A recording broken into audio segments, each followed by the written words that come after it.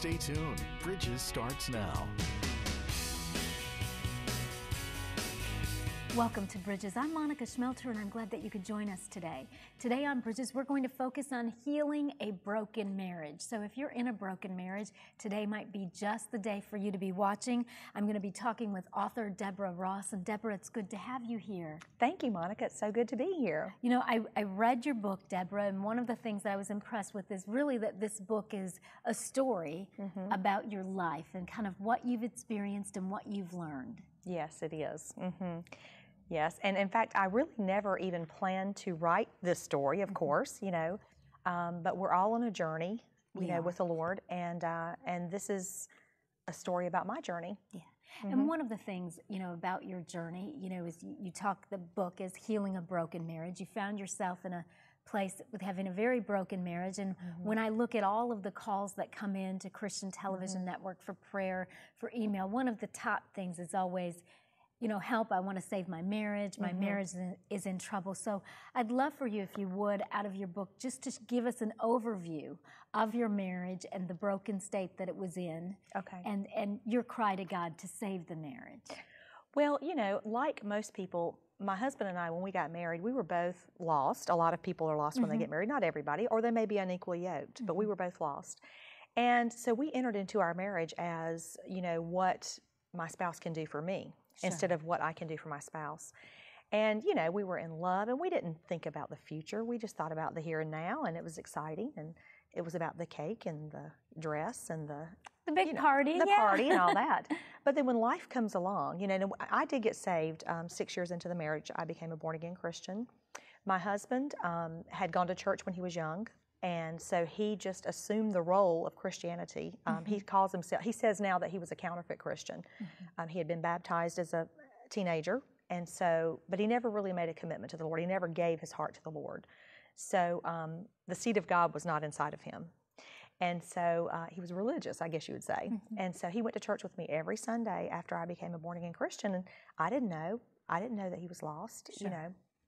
And but the Lord showed me after many years that my husband was actually lost and that I needed to pray for his salvation. I was thinking about the fact that, you know, he was drinking or, you know, was out late or whatever. And God was like, that's not really the issue. The issue is the heart, you know. And that's for all of us. You know, I think that we can look at the symptoms of our life or the symptoms of our loved one's life. And while sometimes those things are troubling, you know, especially if it's like drinking or drugs or something like that, it's really the root that God cares about. And if God gets to the root, the symptoms will take care of themselves, or Jesus will take care of those symptoms on our behalf. So you come to this place in your marriage that really you understand that God is saying to you, Deborah, it's your husband's soul. Pray for his soul. Yes, I was missing the mark in my prayers before because I was praying for the symptoms. And when I started praying for his soul, things actually got worse before they got better because God began to shake everything and, you know, let everything be revealed. So so everything came into the light, which was very painful. You know, it's easier when you're just kind of cruising along and you don't deal with things, you know. But when things come into the light, it can be very painful. So it was a painful time in my life where I was disappointed in my marriage, you know, disappointed in my husband. And the ultimate disappointment was the adultery. But through that, God is just amazing. And through forgiveness, we made it, and we're happily married. We've been married almost 30 years. Well, congratulations. So, yes. And you know, when you say that, I mean, certainly being married 30 years in today's world is just so unlikely. Yes. So that's miraculous by anybody's standards. But also just understanding that adultery was a part of the equation, and that, you know, scripturally speaking, I think God takes adultery so much more seriously than we do as people, at least in today's world. Because God realizes it's such a tragic breach of everything. I mean, I look at it that when that betrayal happens, it's a physical betrayal. It's a spiritual betrayal. Yes, it is. It's an emotional betrayal. And Yes, so it is. in order for forgiveness to take place, there has to be a lot of healing. And God is so serious about his love for us. I don't think that God like applauds divorce or likes divorce. He makes it clear he doesn't, but he allows for divorce in cases of adultery because it's such a tragic break. It is. Of, It is. of everything that's good and right, and really the bottom falls out. So It does. Yes. when I read in your book that that you had healed from that and have gone on for this 30 years of marriage, there are people that are hurting right now, Deborah, desperately praying for God to rescue their marriages, and they don't know really how they could possibly forgive such a horrible thing. How did you do that? Well, it's a process. The Bible is very clear that forgiveness is a commandment. It's not an option. So whether I stayed married to my husband or not, I had to forgive him.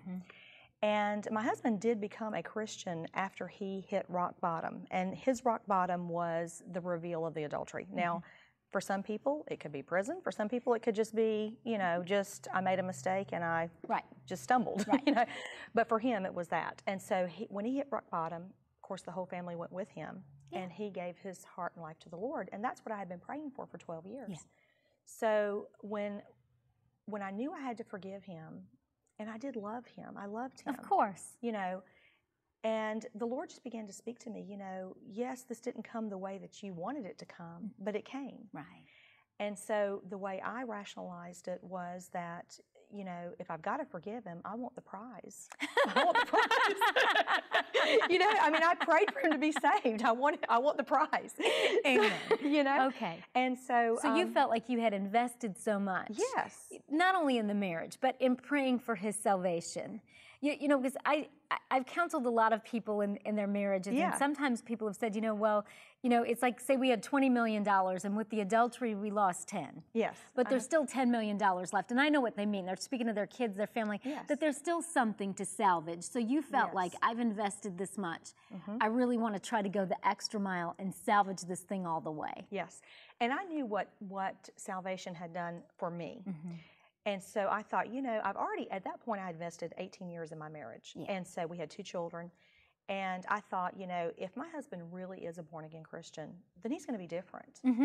And so I'm willing to wait and be patient. Now, it's very painful. Oh, it was so painful. It was very painful. But a lot of prayer, a lot of purging bitterness, and just being patient and waiting and let God work, I'm so glad, Deborah, and I appreciate that you're being so honest about the great amount of pain.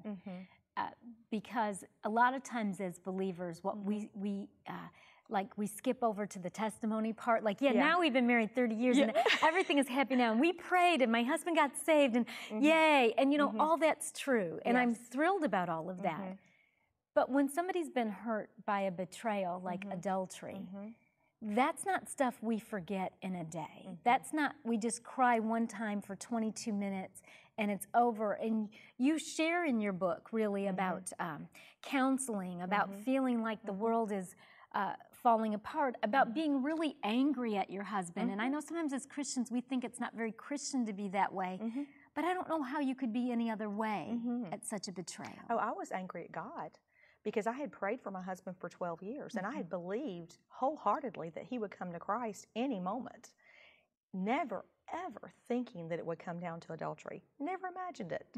And so, to me, I was like, Lord, you've forsaken me. It's like, what is this? Because, the first thing I thought was divorce. Oh, yeah. Oh, yeah. Yeah. Oh, yeah. So, yeah, kick that man out of the house. Go to the curb. Right. Yeah. So, there was a lot of emotions going crazy inside of me. I was mad at myself. I was, angry with the Lord. I was angry with the adulterous woman. I was angry with my husband. I was angry with relatives. I was angry with everybody. And I was also, I felt, I don't know, it's like there was this spiritual thing that was going on that was just kind of spooky in my life. It was like, how could all this happen to me? I've been praying. I've been reading my Bible. I've been a good girl.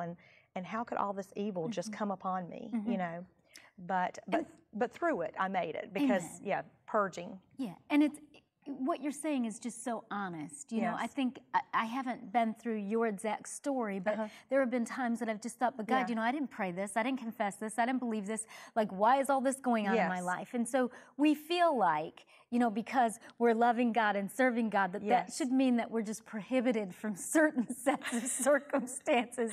And then we find out through life in a fallen world, it's not always that way. Yes. And yet your story is still one healing a broken marriage, that love never fails.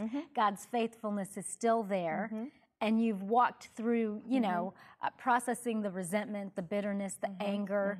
And do you feel like you're at a place that you trust your husband now? Absolutely. My husband is a born-again, spirit-filled man of God.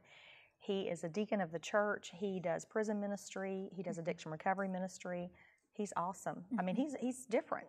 He's a new creature. He's a new creature. He's a new creature. And that's Yeah. the whole thing. Yeah. We believe in the power of the gospel and God reaching out and God helping. We believe in the power of the gospel to change people's lives. And that's what you're saying. He's gone through this. And your hope for writing this book is to see other marriages make it. You know, God wants everybody saved. He wants all families to be to stay together or to be restored or whatever. You know, I mean, of course they're not all going to be, but He wants them to be. Right.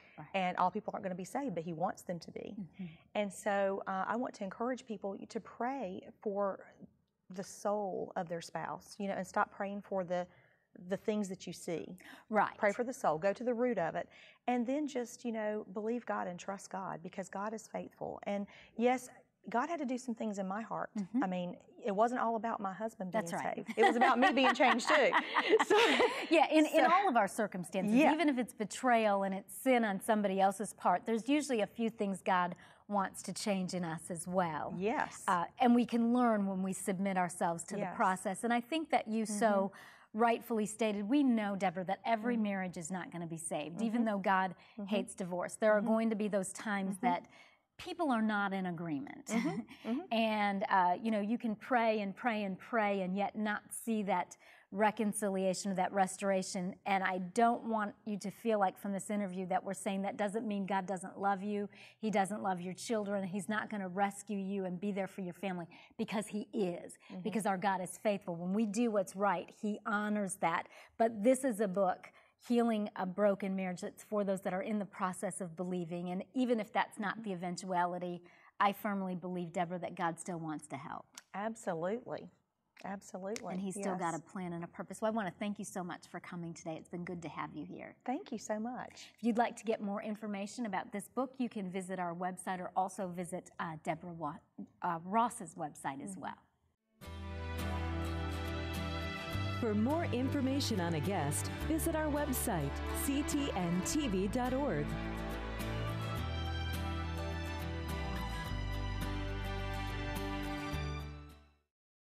Prayer changes things. If you need prayer, write to the address on the screen. Call 615-754-0039 or email prayer@ctntv.org. If you would like to contact WHTN, you can write to the address on the screen or call us at 615-754-0039 or visit us on the web at www.ctntv.org. The work of Christ in our lives is not just a surface work. It goes deep down into the core of who we are. And the joy that Christ wants to produce in our lives is a joy that is of substance. To schedule Monica to speak at your next event, contact her at monicaspeaks.com. Like us on Facebook at facebook.com/monicaspeakstv today. If you would like to purchase a copy of today's show for $15, you can send a check to the address on your screen or call us at 615-754-0039. Be sure to mention the program number on the screen. Brent and Tammy Hodge have a beautiful family. It's just being together. We really enjoy each other's company. Perhaps the most remarkable thing about the Hodges is their openness about the past. Tammy Hodges says at 19, she was barely wed to her first husband when he became volatile. The marriage would end tragically after Tammy fled their home. First day that I left, he came home and found out I was gone and shot himself. It was in the midst of her pain that a coworker asked her to go to his church, the same church that Brent was attending. I walked in and I realized, wow, I'm underdressed for I thought she was dressed perfectly. Brent was a pastor's son, a guy who says he wanted to make sure Tammy was a believer before he was attracted to her. It was a decision she soon made. When I made the decision to acknowledge my need for Christ, I instantly changed. The pair were married and eventually decided to start a family. But Tammy had a secret that she needed to confess. When Cassidy was born, she was my third pregnancy because I had aborted the first two. When little Cassidy was 5 months old, Tammy confessed her previous abortions from her teen years to Brent. I had said after I confessed my abortions to him, and when I confessed my abortions to her when she was 13, that she was my third pregnancy, but my first chance to get it right. Brent had not known about the abortions, but he says he was raised to be forgiving, and it was that grace that carried them through a time that wasn't always picture perfect. I wasn't really shocked by it. I didn't really feel overwhelmed like, oh my gosh, she's kept a secret. It was just something that immediate was like, oh, I get to know more about you. Right. And that was a real good lesson for us in the importance of just sharing everything. You know, not keeping those secrets, because you don't realize that they are weighing on you. And it wasn't only affecting me. I didn't realize that it had affected our marriage. I believe that all of us are in a place where we're going to make some really poor mistakes. And if we can't have a relationship where mistakes are allowed and then honesty is had to discuss them and figure out how to work through them, then marriages just will never succeed. And so that idea of honesty is absolutely crucial. But honesty at a very deep level. It's not just an accountability thing, it's just a very, this is who I am, this is what I'm thinking through, this is what I've done, and it needs to be a part of relationships. Being honest about their mistakes and dreams is a standard at the Hodges, and you can tell the truth has made this family strong. For Bridges, I'm Rachel Markin. For more information on a guest, visit our website, ctntv.org. So far today on Bridges, we've taken a look at a couple of marriages that were broken, and with God's help, they were able to put them back together. What if that's not your story? What if, despite the prayers and the hopes that God would heal your marriage, divorce was your story? Well, we want to offer you some help and some hope with that today. And my guest today, Cheri Keaggy, is going to share with us a little bit about her story and how she speaks now on the subject of divorce and recovery. Cheri, good to have you back. Thank you for having me. You know, I've had you on the program, you know, so many times over the years, and now God has you, you know, in this season where you're sharing in a new way, and really through the divorce that you had, God has kind of given you not a new message, but He's just given you that transition to share and to give women hope. Yes. Tell us about that. Sure.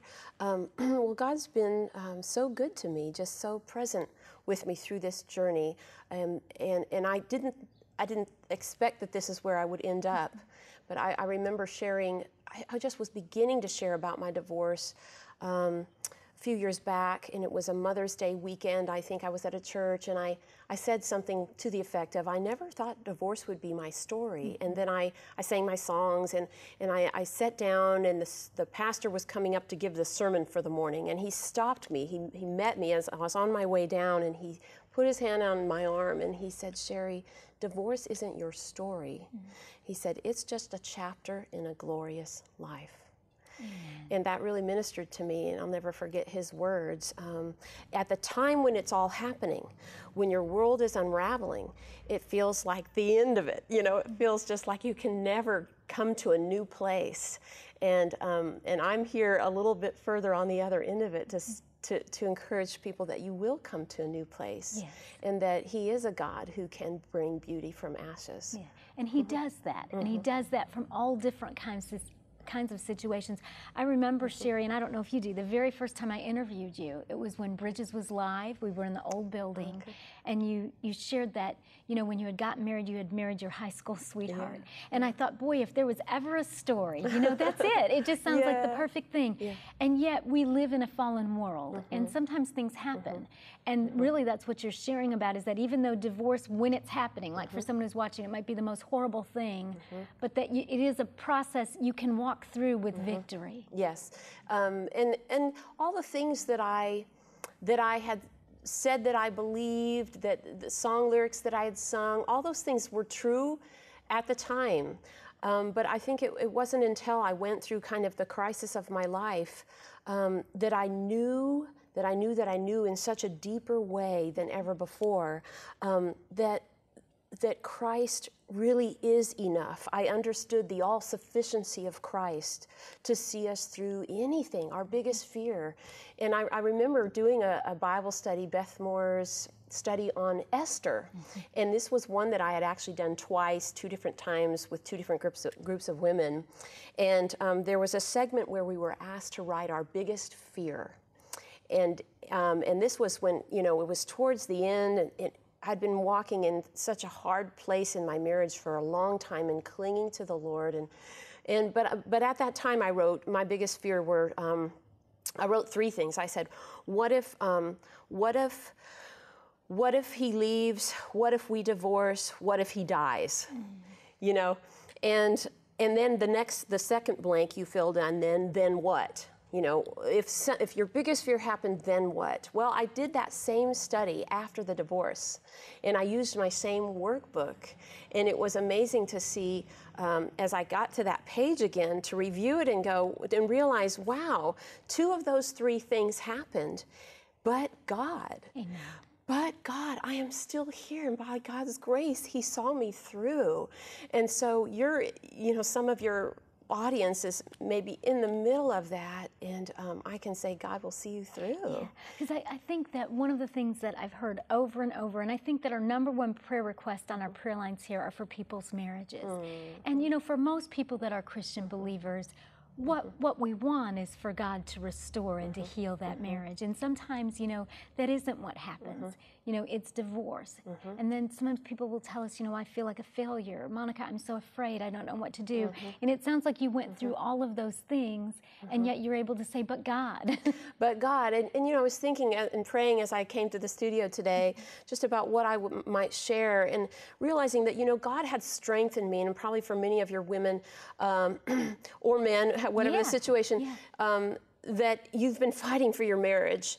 You've been leaning on the Lord, and God has strengthened you in that as He's taught you dependence and reliance on Him, as He's taught you to cling to Scripture and to go for wise counsel, all those things. And so I there was a sense as I was going through all that I was going to be okay.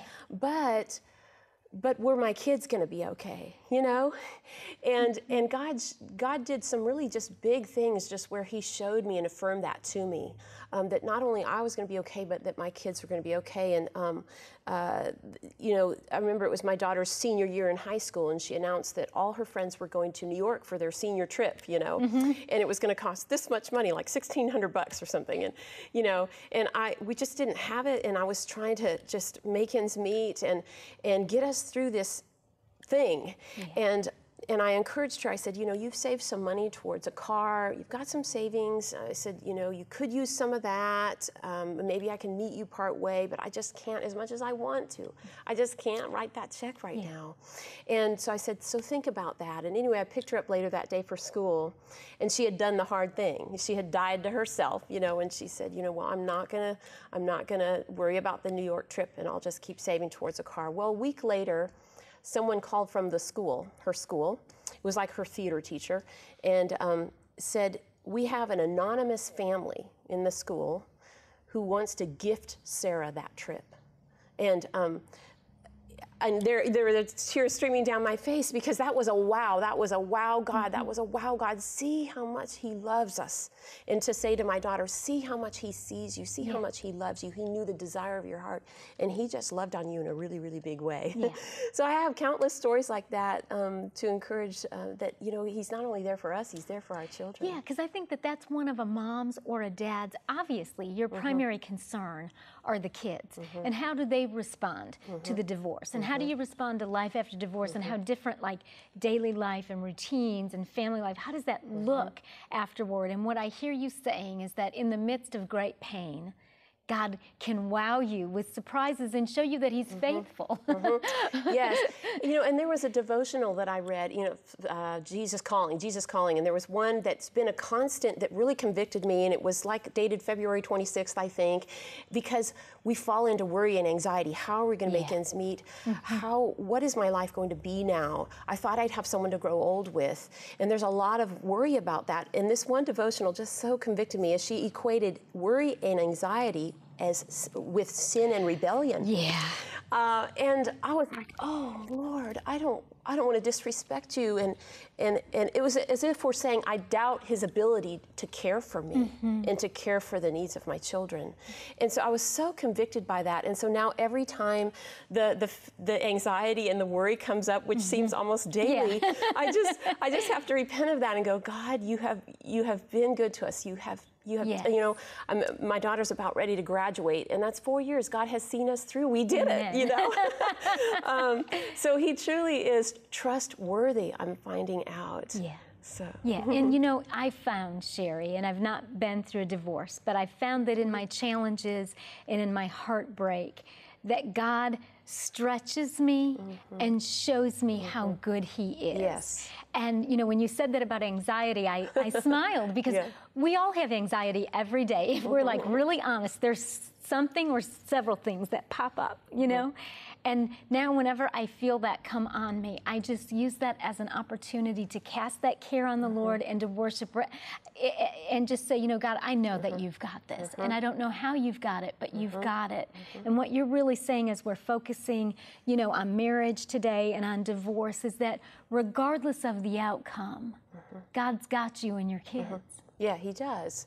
And he's a good husband. Yeah. You know, I look back on these years and I know him as a husband with a capital H. You know, we come to know the different facets of our God when we need that certain facet. And I have needed him as my husband. And he's been a good and true husband. Yes, and if we can look at our trials and challenges in that way, because I know every one that I've gone through, he's taught me something new about him. He's given me reason for new hope and increased faith, and I haven't always liked the challenges. I mean, we don't.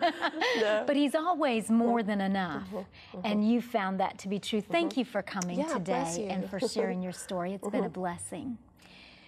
We will have this information up on our website today for you to take a look at, to learn more about Cheri's ministry, her speaking, and even what we're talking about today, whether that God heals your marriage or that it's divorce. God is always going to be there for you. He's going to be there for your children because he's a good God. We are totally out of time. We've got to go, but we say goodbye and God bless you. If you would like to contact WHTN, you can write to the address on the screen or call us at 615-754-0039 or visit us on the web at www.ctntv.org. If you would like to purchase a copy of today's show for $15, you can send a check to the address on your screen or call us at 615-754-0039. Be sure to mention the program number on the screen. Like us on Facebook at facebook.com/Monica Speaks TV today. Thanks for watching Bridges.